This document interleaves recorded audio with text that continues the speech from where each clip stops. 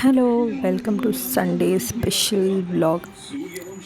Special ಯಾಕೆ ಅಂತ ಹೇಳಿದ್ರೆ ಆ್ಯಸ್ ಯೂಶ್ವಲ್ ಸಂಡೇ ಅಂದರೆ ಲೇಟಾಗಿ ಎದ್ದೇಳೋದಲ್ವ, ಹಾಗಾಗಿ ನಮಗೆ ಅದೇ ಸ್ಪೆಷಲ್ಲು. ನಾವೆದ್ದು ಮನೆ ಕೆಲಸ ಎಲ್ಲ ಮಾಡಿ ಲೈಕ್ ಮಾಮೂಲಿ ಕಸ ಗುಡಿಸು ಪಾತ್ರೆ ತೊಳಿ ಇದೆಲ್ಲ ಮಾಡಿ ತಿಂಡಿ ಎಲ್ಲ ಸ್ಟಾರ್ಟ್ ಮಾಡೋ ಅಷ್ಟರಲ್ಲಿ ಮಧ್ಯಾಹ್ನ ಆಗೋಗುತ್ತೆ. ಮಧ್ಯಾಹ್ನ ಇನ್ನೇನು 2 ಮೀಲು, ಮಧ್ಯಾಹ್ನ ರಾತ್ರಿ ಅಷ್ಟೇ ತಿನ್ನೋದು. ಸೊ ಇವತ್ತೇನು ಸ್ಪೆಷಲ್ ಮಾಡ್ತಿದ್ದಾರೆ ಅಂದರೆ ನನ್ನ ಹಸ್ಬೆಂಡೇ ಕೈಮಾ ಮಾಡ್ತಿದ್ದಾರೆ, ಚಿಕನ್ ಕೈಮಾ. ಸೊ ಅವರೇ ಯಾವಾಗಲೂ ಚಿಕನ್ ಈ ಕೈಮಾ ಎಲ್ಲ ಮಾಡಿದರೆ ಅವರೇ ಮಾಡೋದು ನಮ್ಮ ಮನೆಯಲ್ಲಿ. ನಾನು ಖಾರ ಎಲ್ಲ ರುಬ್ಕೊಟ್ಟಿದ್ದೀನಿ, ಅವ್ರು ಬರೀ ಚಿಕನ್ ಅದು ಉಂಡೆ ಮಾಡಿ ಮಾಡಿಕೊಡ್ತಾರೆ ಅಷ್ಟೇ. ಇವಾಗ ನೋಡಿ ಅದಕ್ಕೆ ಅಂತ ನಾವು ಚಿಕನ್ ಏನು ತಂದಿದ್ವಿ ಅದನ್ನೆಲ್ಲ ಅವ್ರು ಸಪ್ರೇಟ್ ಮಾಡ್ತಾಯಿದ್ದಾರೆ. ಅಂದರೆ ಮೂಳೆ ಇದ್ದರೆ ಅದು ಗ್ರೈಂಡ್ ಮಾಡೋದಕ್ಕಾಗೋದಿಲ್ಲ ಅಲ್ವಾ ಚಿಕನ್ನ, ಹಾಗಾಗಿ ಅದನ್ನೆಲ್ಲ ಸಪ್ರೇಟ್ ಮಾಡಿ ಮಾಂಸ ಅದರಲ್ಲಿದೆ ಮೆದು ಪೀಸ್ ಅನ್ನೋದು ಅದನ್ನು ತೆಗೆದಿಟ್ಕೊತಾ ಇದ್ದಾರೆ. ನಾನು ದೋಸೆಗೆ ರೆಡಿ ಮಾಡಿಟ್ಟಿದ್ದೆ, ನೆನ್ನೆನೇ ದೋಸೆ ಇಟ್ಟು ರೆಡಿ ಇದೆ. ಹೊಟ್ಟೆ ಬೇರೆ ಹಸಿತಾಯಿತು, ಎಷ್ಟೊತ್ತಿಗೆ ಅಡುಗೆ ಆಗತ್ತಪ್ಪ ಅನ್ನೋಂಗಾಗಿತ್ತು. ಇವತ್ತು ಸಂಡೇ ಆಗಿರೋದ್ರಿಂದ ನನ್ನ ಹಸ್ಬೆಂಡು ಮನೇಲೇ ಇರ್ತಾರೆ, ಫುಲ್ ರೆಸ್ಟ್ ಥರ. ಇವಾಗ ನೋಡಿ ಅಡುಗೆ ಮಕ್ಕಳು ಏನು ಗೊತ್ತಾ, ಅವರಪ್ಪನ ಬಿಟ್ಟು ಬರೋದೇ ಇಲ್ಲ ಅಂತಾಳೆ ಅವರಪ್ಪ ಇದ್ದಾಗ. ಇವಾಗ ನೋಡಿ ಅವರಪ್ಪಂಗೆ ಅಡುಗೆ ಮಾಡೋಕ್ಕೆ ಬಿಡ್ತಾಯಿಲ್ಲ, ಹಿಂಸೆ ಕೊಡ್ತಾ ಇದ್ದಾಳೆ. ನಾನು ಎತ್ಕೊಂಡು ಈ ಗ್ಯಾಪಲ್ಲಿ ಆಟ ಆಡಿಸೋದು ಮಾತಾಡಿಸೋದು ಇದೆ ಕೆಲಸ. ನೋಡಿ ಅವ್ರು ಎಷ್ಟು ಚೆನ್ನಾಗಿ ನೋಡ್ತಾರಲ್ವ. ಏನು ಗೊತ್ತಾ, ಮಕ್ಕಳಿದ್ದಾಗ ಅವ್ರ ಕೈ ಜೊತೆ ಟೈಮ್ ಪಾಸ್ ಮಾಡೋದೇ ಒಂಥರ ಚೆಂದ. ಹೆಂಗೆ ಟೈಮ್ ಹೋಗುತ್ತೆ ಅನ್ನೋದೇ ಗೊತ್ತಾಗಲ್ಲ. ನಾವು ಎದ್ದಾಗ 9:30 ಆಗಲೇ ಊಟ ಮಾಡೋ ಟೈಮು 1 ಗಂಟೆ 1:15 ಆಗಲೇ ಹೋಗ್ಬಿಟ್ಟಿರುತ್ತೆ. ನೋಡಿ ಇವ್ರ ಹತ್ರ ಸ್ವಲ್ಪ ಟೈಮ್ ಮಾತಾಡ್ಕೊಂಡು ಆಟ ಆಡ್ತಾಯಿದ್ದೀನಿ. ಹಾಗೆ ನಾನು ಈ ವಿಡಿಯೋನ ಏನು ರೆಕಾರ್ಡ್ ಮಾಡಿದ್ದೀನಿ ಹಾಗೆ ಅಪ್ಡೇಟ್ ಮಾಡ್ತಾಯಿದ್ದೀನಿ. ಏನಂದರೆ ಏನನ್ನು ಸಹ ಎಡಿಟ್ ಮಾಡಿಲ್ಲ, ವಾಯ್ಸ್ ಓವರ್ ಅಷ್ಟೇ ಕೊಡ್ತಾ ಇರೋದು. ಯಾಕೆಂದರೆ ನಾವಿನ್ನೇನು ಮೂವಿ ಎಲ್ಲ ನೋಡ್ತಾ ಇರ್ತೀವಿ, ಹಾಗೆ ನನಗೆ ಇನ್ನೂ ಅಭ್ಯಾಸ ಆಗಿಲ್ಲ ವಿಡಿಯೋ ನೋಡ್ಕೊಂಡು ಮಾತಾಡೋದು, ಹಾಗೆ ಏನು ಅಂತ ಅದೇ ಟೈಮಲ್ಲಿ ಹೇಳ್ಕೊಂಡು ಮಾತಾಡೋದು, ಇದೆಲ್ಲ ಅಭ್ಯಾಸ ಆಗಿಲ್ಲ. ಸೊ ಏನು ನಡೀತಾ ಇರುತ್ತೆ ಅದನ್ನು ರೆಕಾರ್ಡ್ ಮಾಡಿಕೊಂಡು ನಾನಿಲ್ಲಿ ವಾಯ್ಸ್ ಓವರ್ ಕೊಟ್ಕೊಂಡು ಅಪ್ಡೇಟ್ ಮಾಡ್ತಾ ಇರ್ತೀನಿ. ಇವಾಗ ನೋಡಿ ಇವರು ಚಿಕನ್ನ ಗ್ರೈಂಡ್ ಮಾಡ್ಕೊತಾ ಇದ್ದಾರೆ. ಮೆದು ಪೀಸ್ ಎಲ್ಲ ತೆಗೆದು ಮೂಳೆ ಅಂತ ಹಾಕ್ಕೊಂಡ್ರೆ ಚೆನ್ನಾಗಾಗಲ್ಲ, ಅಂದರೆ ಮೂಳೆ ಸಿಕ್ಬಿಡುತ್ತೆ. ಸ್ವಲ್ಪ ಒಂಚೂರು ದಪ್ಪದಾಗೆ ಗ್ರೈಂಡ್ ಮಾಡ್ಕೊಂಡ್ರೆ ಆಗುತ್ತೆ. ನೋಡಿ ನಿಮಗೂ ಯಾರಿಗಾದ್ರೂ ಕೈಮಾ ಮಾಡೋದಕ್ಕೆ ಬರಲ್ಲ ಅಂದರೆ ಹೀಗೆ ಮಾಡೋದು ನೋಡ್ಕೊಳ್ಳಿ. ಈಗ ಚಿಕನ್ನೆಲ್ಲ ಅದೇನು ರುಬ್ಕೊಂಡ್ವಿ ಸ್ವಲ್ಪ ಕೈಮಾಗೆ ಬೇಕಾಗೋ ಥರ, ಅದಕ್ಕೆ ಈಗ ಒಂದು ಮೊಟ್ಟೆ ಒಡೆದು ಹಾಕೋತಾ ಇದ್ದೀವಿ.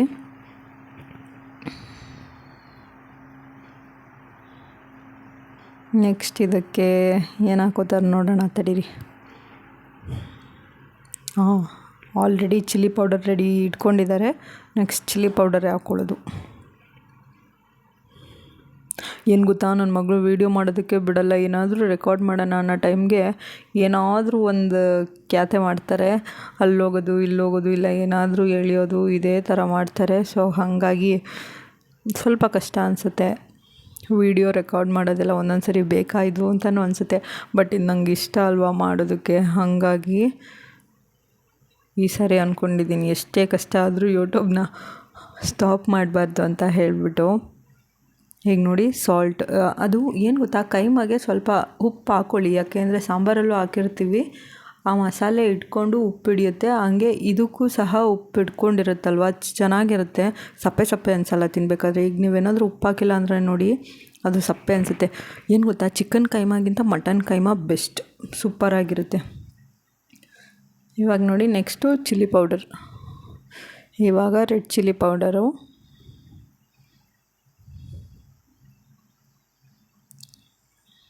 ಒಂದೆರಡು ಸ್ಪೂನ್ ಹಾಕೋತಾ ಇದ್ದಾರೆ.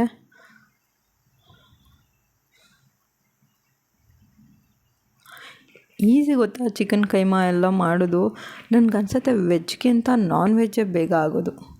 ವೆಜ್ಜಿಗೆ ಎಲ್ಲ ಐಟಮು ಎಷ್ಟೊಂದು ಐಟಮ್ ಬೇಕಾಗುತ್ತೆ, ಹಂಗೆ ತುಂಬ ಟೈಮ್ ಕೂಡ ತೊಗೊಳುತ್ತೆ.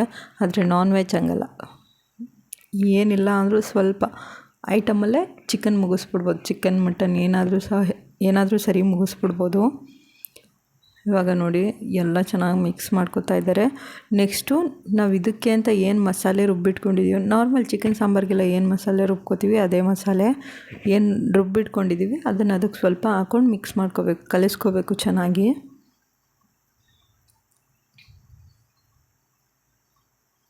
ನಾನು ನೋಡಿ ಅಲ್ಲಿ ಅದನ್ನು ತೆಗ್ದಾಕೋ ಟೈಮಲ್ಲೂ ಚೆಲ್ಬಿಟ್ಟೆ.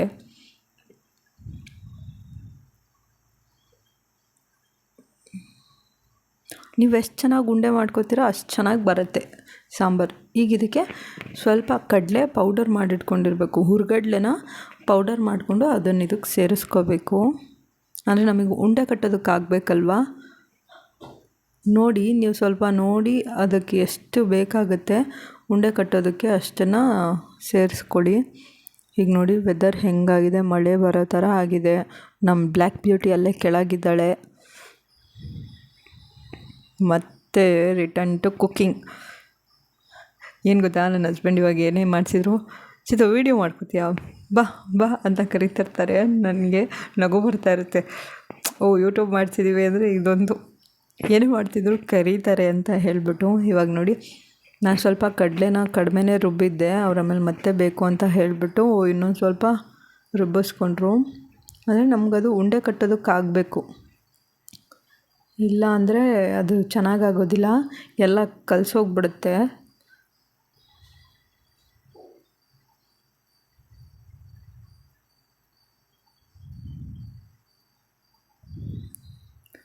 ನೋಡಿ ನಾನಿದು ರುಬ್ಬಿಟ್ಟಿರೋದು ಅಷ್ಟೂ ಹಾಕ್ಕೊಂಡ್ರು ಅದಕ್ಕೆ ಸಾಕಾಗಲಿಲ್ಲ, ಸ್ವಲ್ಪ ಕಡಿಮೆನೇ ಆಯಿತು.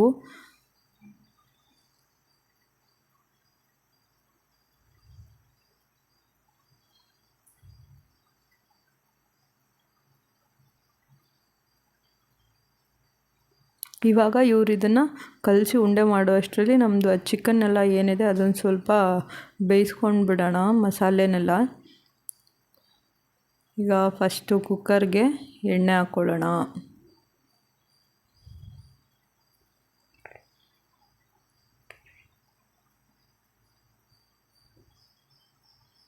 ಏನು ಗೊತ್ತಾ, ಈ ವಿಡಿಯೋ ಒಂಚೂರು ಎಡಿಟ್ ಸಮೇತ ಏನೂ ಮಾಡ್ತಿಲ್ಲ, ಹೆಂಗೆ ಮಾಡಿದ್ದೀನಿ ಹಂಗೆ ಅಪ್ಲೋಡ್ ಮಾಡ್ತಾಯಿದ್ದೀನಿ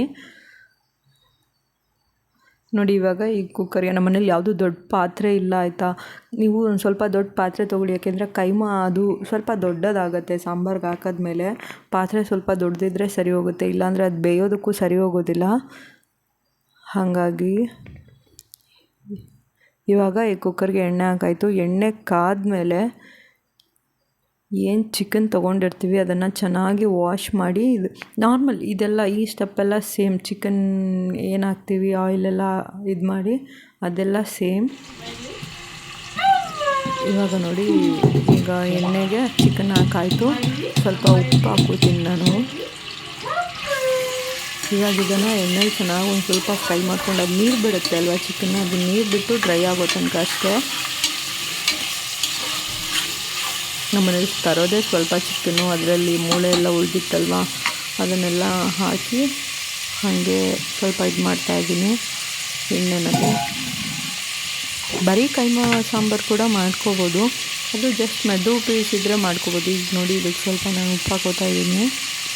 ಉಪ್ಪೆಲ್ಲ ಹಾಕ್ಕೊಂಡು ಚೆನ್ನಾಗಿ ಮಿಕ್ಸ್ ಮಾಡಿಕೊಂಡು ಅದು ಸ್ವಲ್ಪ ನೀರು ಬಿಡೋವರೆಗೂ ಚೆನ್ನಾಗಿ ಬೇಯಿಸ್ಕೋಬೇಕು.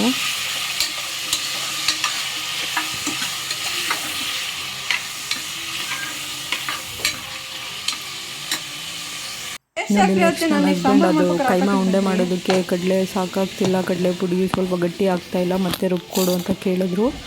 ನಾನು ಇವಾಗ ಮತ್ತೆ ಸ್ವಲ್ಪ ಹಾಕ್ಕೊಂಡು ರುಬ್ಕೊಡ್ತಾಯಿದ್ದೀನಿ.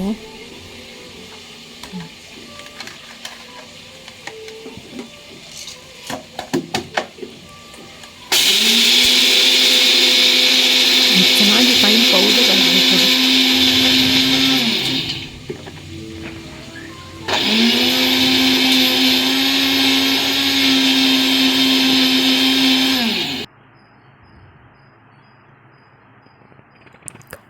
ಇವಾಗ ಅದಾಯಿತು, ನಾನು ಅದನ್ನೆಲ್ಲ ಮಾಡಿ ನನ್ನ ಹಸ್ಬೆಂಡಿಗೆ ಕೊಟ್ಟೆ. ನೋಡಿ ಪೌಡರ್ ಮಾಡಿ ಕೊಡ್ತಾಯಿದ್ದೀನಿ. ಅವ್ರು ಮತ್ತೆ ಅದನ್ನು ಸೇರಿಸ್ಕೊಂಡು ನೀಟಾಗಿ ಉಂಡೆ ಕಟ್ಟೋಕ್ಕೆ ಎಷ್ಟು ಬೇಕು ಆ ಹದ ನೋಡ್ಕೊಂಡು ಎಷ್ಟು ಬೇಕು ಅಷ್ಟು ಹಾಕೋತಾರೆ.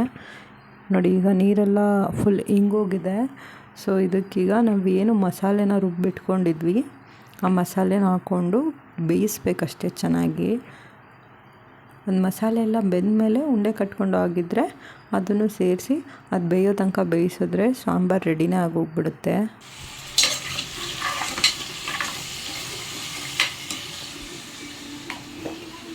ತುಂಬ ಈಸಿ ನಾನ್ ವೆಜ್ ಮಾಡೋದು.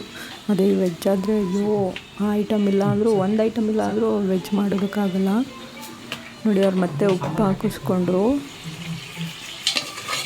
ಕೈಮಾ ಉಂಡೆ ಕಟ್ಟೋದಕ್ಕೆ.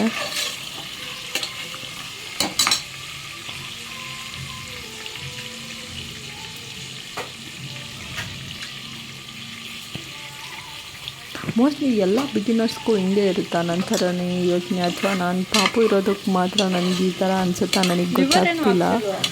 ಬಟ್ ಒಂದೊಂದು ಸರಿ ಯೂಟ್ಯೂಬ್ ಮಾಡೋದು ತುಂಬ ಕಷ್ಟ ಅನಿಸುತ್ತೆ. ಏನೇ ಅಂದರೂ ಬಿಡೋದಿಲ್ಲ. ಈ ಸರಿ ಫಸ್ಟ್ ಒಂದು ಚಾನಲ್ ಇತ್ತು, ಅದು ಕುಕ್ಕಿಂಗ್ ಚಾನಲ್ ಆಯಿತಾ. ಅದು ಎಷ್ಟು ಅಂದರೆ ನಂಗೆ ಕುಕ್ಕಿಂಗ್ ಮಾಡೋದು ಅಂದ್ರೇ ತುಂಬ ಇಷ್ಟ, ಏನಾದರೂ ಅಡುಗೆ ಮಾಡೋದು ಇದೆಲ್ಲ.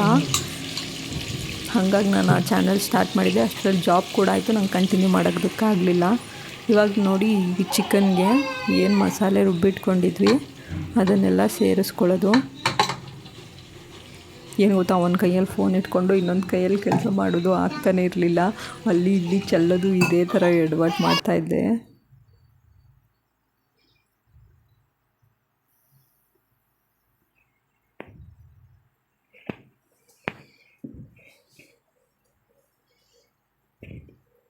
ಇವಾಗ ನೋಡಿ ಇದಕ್ಕೆ ಎಷ್ಟು ನೀರು ಬೇಕು. ಇದು ಕೈಮಾ ಉಂಡೆ ಹಾಕಿದ್ರೆ ಸ್ವಲ್ಪ ಗಟ್ಟಿ ಆಗಿಬಿಡುತ್ತೆ. ನಮಗೆ ದೋಸೆಗೆಲ್ಲ ಅಲ್ವಾ, ಹಾಗಾಗಿ ಸ್ವಲ್ಪ ಗಟ್ಟಿನೇ ಇರಲಿ. ನಮಗೆ ಸಂಡೆಗೆ ಮಾತ್ರ ಬೇಕಾಗಿರೋದು, ಮತ್ತು ನಮಗೆ ಮಂಡೆ ಉಳಿದ್ಬಿಟ್ರೆ ತಿನ್ನೋಂಗಿಲ್ಲ, ಏನಿಲ್ಲ, ಸುಮ್ಮನೆ ವೇಸ್ಟ್ ಆಗಿಬಿಡುತ್ತೆ ಅಂತ ಹೇಳ್ಬಿಟ್ಟು ನಾವು 2 ಟೈಮ್ಸ್ಗೆ ಹೆಂಗೆ ಬೇಕು ಆ ಥರ ಮಾಡ್ಕೋತಾ ಇದ್ದೀವಿ. ನೀವು ಸ್ವಲ್ಪ ಸಾಂಬಾರು ತೆಳ್ಳಗಿರಬೇಕು ಅಂತ ಹೇಳಿದ್ರೆ ಸ್ವಲ್ಪ ನೀರು ಜಾಸ್ತಿ ಹಾಕ್ಕೊಳ್ಳಿ. ಯಾಕೆಂದರೆ ಕೈಮಾ ಉಂಡೆ ಹಾಕಿದ ತಕ್ಷಣ ಅದರಲ್ಲೂ ಕಡಲೆ ಇರುತ್ತೆ ಅಲ್ವಾ, ಗಟ್ಟಿ ಆಗಿಬಿಡುತ್ತೆ ಸಾಂಬಾರು. ನೋಡಿ ಇವಾಗ ಈ ಸಾಂಬಾರು ಬೇಯೋದಕ್ಕೆ ಬಿಡಬೇಕು. ನೋಡಿ ನನ್ನ ಹಸ್ಬೆಂಡ್ ಅಷ್ಟರಲ್ಲೂ ಉಂಡೆ ಎಲ್ಲ ರೆಡಿ ಮಾಡ್ತಿದ್ದಾರೆ.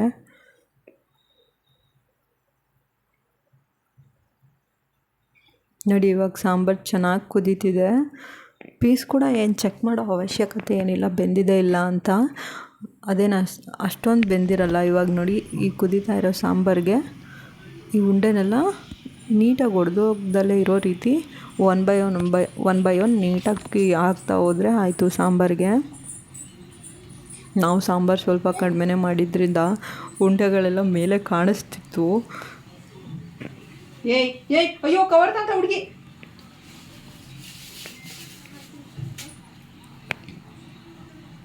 ಸ್ವಲ್ಪ ಸಿಮ್ ಮಾಡ್ಕೊಳ್ಳಿ, ತುಂಬ ಜೋರಾಗಿ ಕುದಿಯೋದಕ್ಕೆ ಬಿಡಬೇಡಿ. ಏನಾದರೂ ಉಂಡೆ ಸ್ವಲ್ಪ ತೆಳ್ಳಗಿದ್ರೆ ಒಡೆದೋಗ್ಬಿಡುತ್ತೆ ಸಾಂಬಾರೊಳಗೆ. ನೋಡಿ ನನ್ನ ಮಗಳು ಅಡುಗೆನೇ ಮಾಡೋದಕ್ಕೆ ಬಿಡ್ತಿಲ್ಲ, ಅವ್ರ ಅಪ್ಪಂಗೆ ಎತ್ಕೋ ಅಂತ ಹೇಳ್ಬಿಟ್ಟು ಹಿಂಸೆನೇ ಕೊಡ್ತಾಯಿದ್ರು.